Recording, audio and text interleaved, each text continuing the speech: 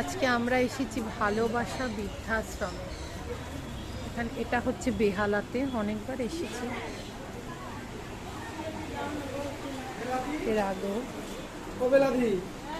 একবার আমরা পুজোর জামা কাপড় নিয়ে এসেছি।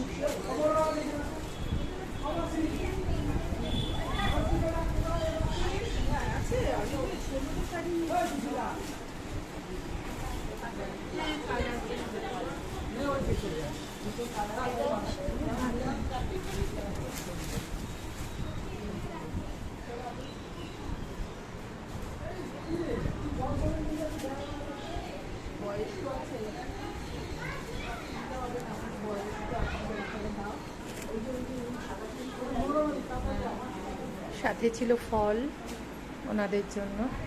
এনারা একটু অসুস্থ, অনেকটা বয়স হয়ে গেছে, এনারা একটু শোয়া আছে।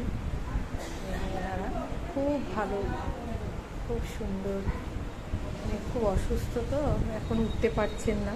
আমাদের খুব ভালো লাগলো, এখানে এসে ভালোই লাগে।